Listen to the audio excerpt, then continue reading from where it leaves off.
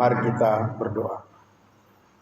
Bapa, waktunya tiba kami mendengarkan firman. Kami siapkan hati dan pikiran kami. Berbicara, Bapa. Kuatkanlah kami untuk kami dapat hidup seturut dengan kehendak. Amin. Kita akan merayakan hari kemerdekaan kita yang ke-81. Kalau secara manusia itu umur yang sudah sangat ujur, sudah tua, ya. Tetapi banyak orang, banyak masyarakat masih mengeluh tentang penegakan hukum dan keadilan. Banyak orang berkata, sila pertama, sila kedua sepertinya jauh dari dunia nyata. Hanya hayalan saja. Dan sila ketiga serta keempat sepertinya hanya berlaku bagi segolongan orang atau kelompok oligarki. Keadilan seharusnya kalau disebut adil, harusnya itu memenangkan kebenaran. Harusnya itu mendamaikan, memberikan sejahtera. Dan ketidakadilan seharusnya itu kehancuran. Seharusnya itu kerugian. Bukan malah sebaliknya. Dalam dunia nyata sepertinya sebaliknya yang terjadi. Orang-orang yang memperlakukan orang secara tidak adil malah merasa menang. Merasa bersuka cita. Di atas penderitaan orang menjadi korban. Yang berbuat adil itu seharusnya menikmati kemenangan. Yang diperlakukan adil itu seharusnya merasa diuntungkan. Bukan sebaliknya. Saudara yang dikasihi oleh Tuhan, perikop ini memberikan kita pembelajaran, memberikan kita hikmat bagaimana menaati hukum dan menegakkan keadilan. Itu yang menjadi tema minggu kita, ya. Yang pertama, kalau kita perhatikan ayat 1 sampai 2, dia berbicara hanya tentang hari Sabat. Tetapi penekanan sesungguhnya dalam dunia realita kita sekarang itu adalah pernyataan bahwa ketaatan hukum dan keadilan itu harus berjalan bersama. Menaati hukum berarti menegakkan keadilan. Itu harus berjalan bersama. Tidak boleh timpang. Pada masa itu, saudara yang dikasihi oleh Tuhan, Yesaya ini memberi teguran kepada umat Israel. Karena mereka memperlakukan hari Sabat hanya sebagai legalistik belaka. Hanya sebagai untuk mengesahkan tindakan-tindakan mereka, walaupun itu salah. Tapi karena mereka datang ke hari Sabat ke Bait Allah, seolah perlakuan mereka ya aman-amanan saja. Waktu anak-anak, saya ada istilah dulu, saya nggak tahu apakah masih berlaku sampai sekarang. Katanya para penegak hukum itu dinamai dengan Japolha. Singkatan Japolha. Lalu pendukung mereka, pendukung si Japolha ini, ada makelar yang bernama panitera dan pengacara. Di setiap lembaga ini harus ada, wajib ada.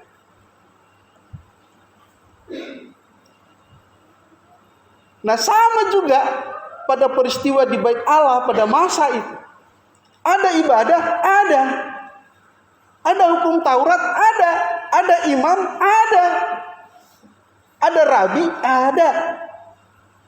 Ada hakim, ada. Semua ada. Tapi apakah berjalan keadilan sesuai kebenaran? Ternyata tidak. Itu sebabnya rakyat itu menderita. Dalam sejarah perjalanan Israel, setiap orang itu taat kepada Tuhan, mereka diberkati, mereka dikuatkan, mereka dimakmurkan. Tapi begitu mulai berubah setia, mereka rugi, mereka kalah, bahkan mereka bubar. Berapa kali negara itu dibubarkan?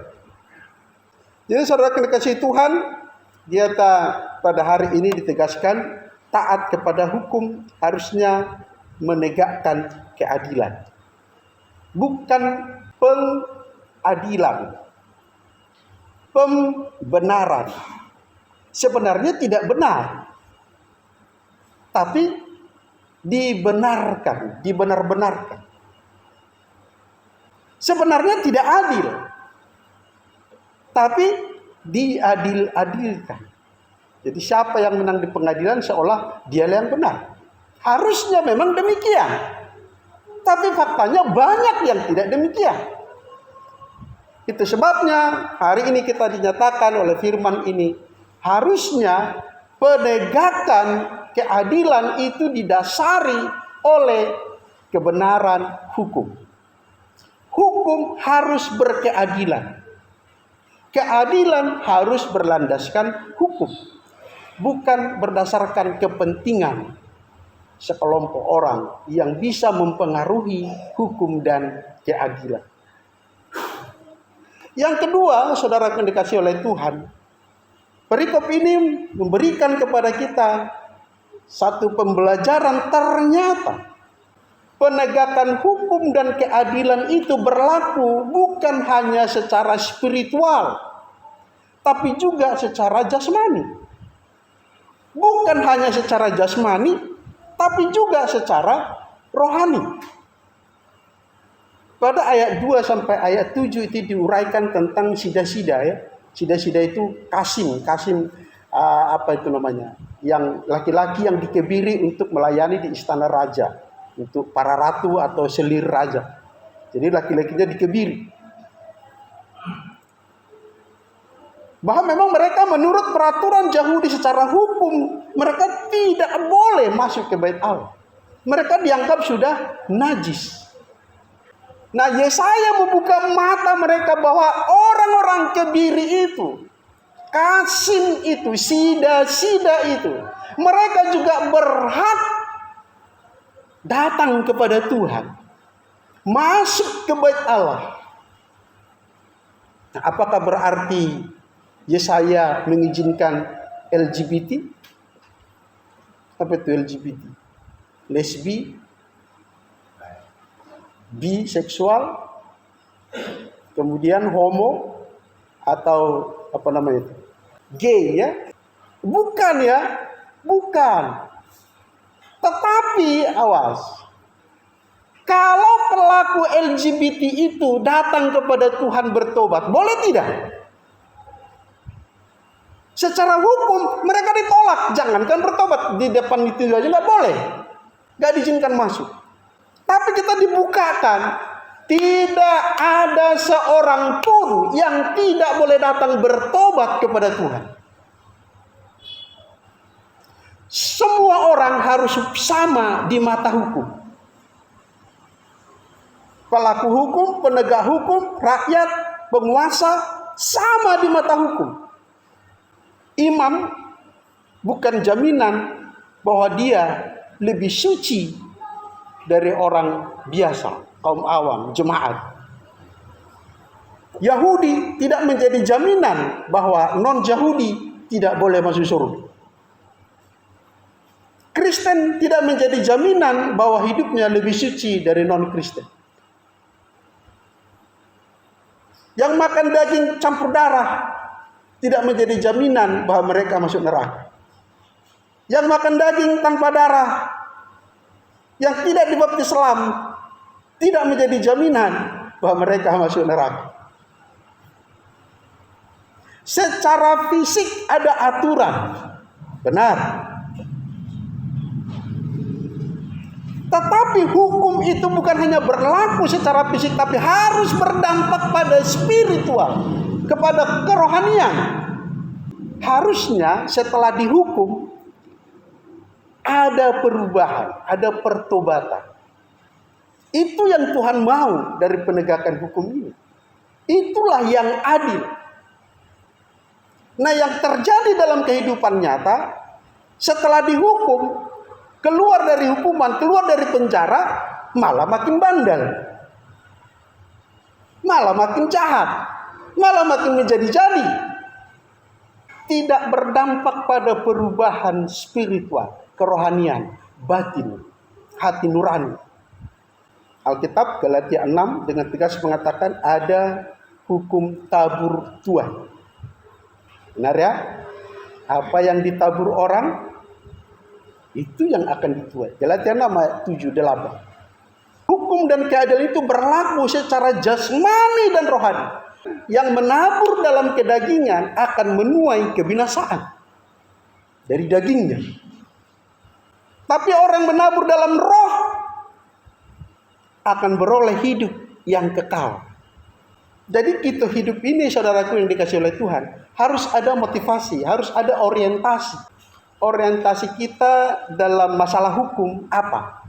Orientasi kita tentang keadilan itu apa? Apakah hanya sekedar nama baik secara fisik? Atau perubahan spiritual, perubahan mental, perubahan hati yang semakin berkenan kepada Tuhan? Menjadi umat Yahudi, menjadi anak Tuhan, menjadi pengikut Kristus, bukan menjadi satu jaminan bahwa orang itu tidak lagi melakukan kesalahan, bebas dari dosa. Bukan. Manusia tetap sama, punya kelemahan, punya keinginan daging, punya cita-cita, tapi juga punya hati nurani. Ada kalanya seseorang itu jatuh dalam dosa, di mana dosa itu bisa berbuah kepada penghukuman, berbuah kepada pengadilan. Ada.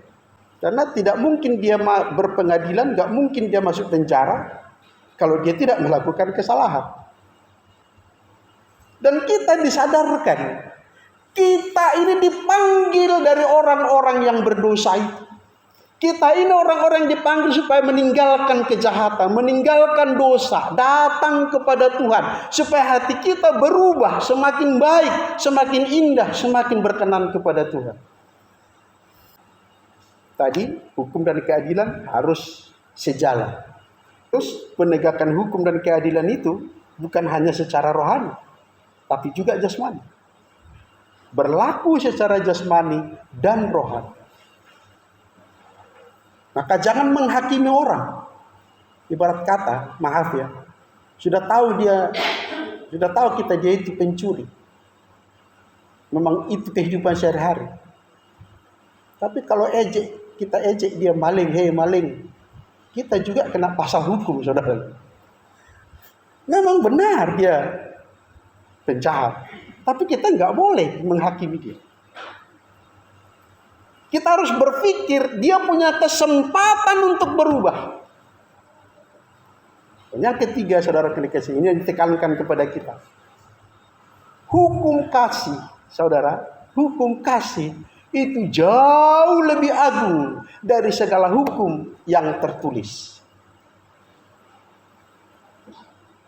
Ayat 8 dengan tegas mengatakan, sesuai dengan epistel kita, tidak ada lagi orang Yahudi, orang Yunani, orang suci, orang kafir, orang Kristen, orang non-Kristen. Itu sebenarnya tidak ada dalam pandangan Tuhan. Setiap orang yang datang kepada Tuhan, apapun latar belakang budayanya, apapun bahkan dalam tanda kutip secara teologi, apapun agamanya, boleh datang kepada Tuhan Yesus, saudaraku. Camkan ini baik-baik. Gak ada ditulis dalam Alkitab bahwa Yesus mengatakan kalau mau jadi pengikut Kristus harus beragama Kristen. Gak ada. Semua orang berhak.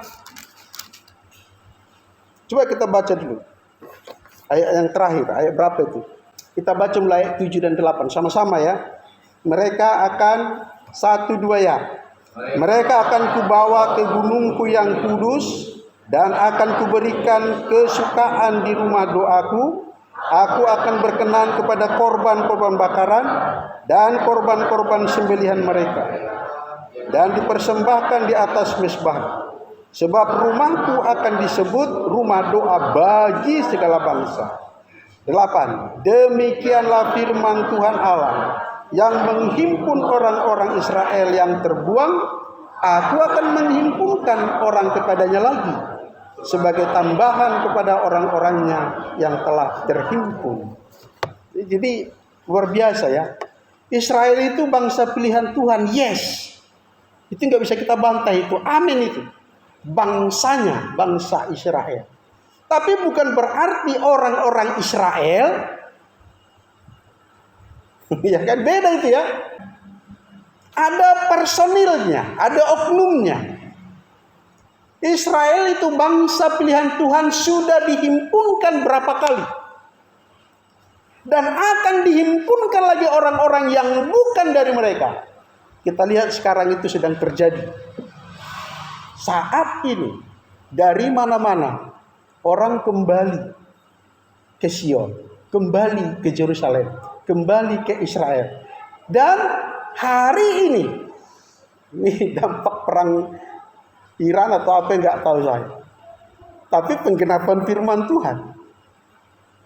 Orang-orang Kristen yang dulu meninggalkan Irak dan Iran, mereka kembali ke negaranya, saudara. Orang-orang yang dulu Kristen diusir atau terasa terancam, udah berani kembali. Firman sedang digenapi, saudara pilih kasih Tuhan. Epistel kita dengan tegas mengatakan, kamu juga keturunan Abraham. Oleh karena kita terhisap, oleh karena kita terhimpun, dipersatukan dalam kumpulan gembalaan domba. Keturunan Abraham secara rohani, oleh karena kita menerima penebusan Yesus Kristus. Jadi jangan pernah mengunci pintu kepada orang untuk datang kepada Tuhan. Oleh karena dia tidak seagama dengan engkau. Oleh karena dia tidak sealiran gereja dengan engkau. Tapi sebaliknya, ini menegur kita. Kita harus memfasilitasi orang untuk bisa datang kepada Tuhan. Tidak harus mengatakan pindah agama lah kau. Enggak ada itu. Jangan suruh orang pindah agama. Nanti kita jadi bermasalah lagi secara hukum. Enggak usah. Biarkan mereka di agama, tapi mereka kenal Yesus. Dan zaman ini yang canggih hari ini, ya, orang-orang ikut Yesus bukan lagi harus ada di gedung-gedung gereja. Tidak. Mereka tetap di rumah mereka masing-masing. Mereka tetap dengan agamanya masing-masing, tetapi dengan iman yang tertuju kepada Yesus Kristus. Mereka telah menemukan kebenaran. Mereka telah bertemu secara spiritual dengan Tuhan oleh media massa, oleh YouTube ya, mass media. Kalau Tuhan sudah bekerja, nggak ada yang bisa menghalanginya, saudara. Orang boleh menghempang, orang boleh memfitnah, orang boleh mengecilkan, mengucilkan, bahkan mengkafir-kafirkan kita. Tapi kalau Tuhan sudah bekerja, tidak ada yang bisa menghampang. Sekarang ada istilah tidak murtad, tidak keren. Kenapa? Tidak bisa lagi saudara yang selama ini bisa dibohongi, bisa ditutupi fakta-faktanya. Sekarang sudah terbuka. Sehingga dengan hati nurani, setiap orang bisa bertemu dengan Tuhan. Saudara kali kasih Tuhan, kita sebagai umat Tuhan, mari.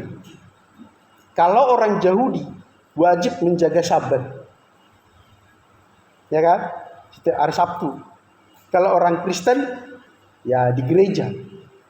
Tapi jangan salah kaprah. Ini yang ditegur oleh Yesaya. Jangan salah kaprah. Bahkan seolah-olah kalau sudah di gereja, sudah bertemu dengan Tuhan, sudah hapus dosanya semua. Kalau sudah datang ke hari Sabat, hari di bait Allah, sudah hapus semua dosa. Apapun dilakukan, seolah-olah Tuhan kita bisa disogok. Seolah-olah Tuhan kita bisa dicurangi dengan ibadah.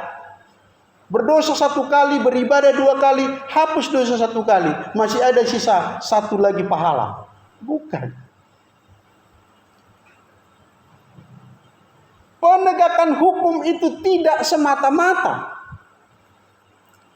menjatuhkan hukuman, saudaraku. Tidak. Penegakan hukum dan keadilan itu juga berlaku berupa pengampunan, anugerah. Jangan yang salah aja kau tegur, jangan yang salah aja kau hukum, yang benar tak pernah kau puji.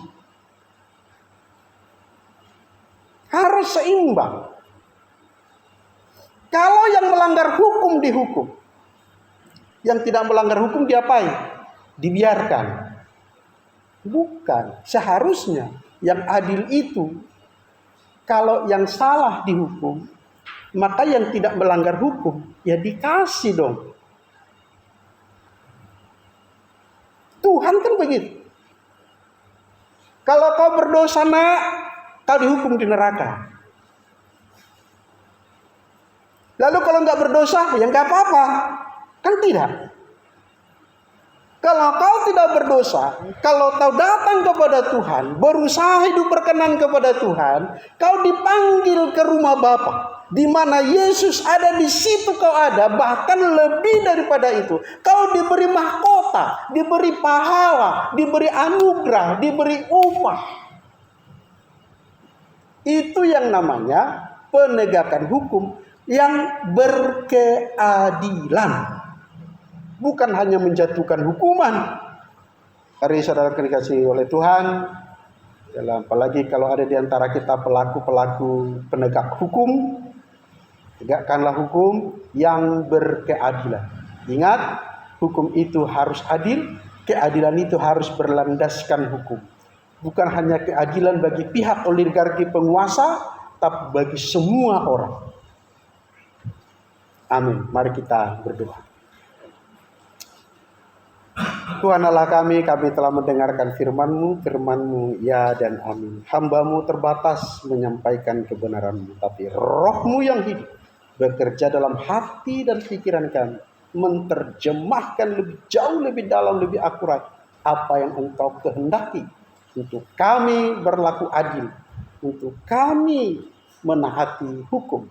Terima kasih Tuhan, sekalipun hukum mungkin tidak berpihak kepada kami, tapi Tuhan tetap berpihak kepada kami. Yang percaya kepadamu, anak-anak Tuhan yang berharap kepada Tuhan akan diberikan pembelaan dan keadilan.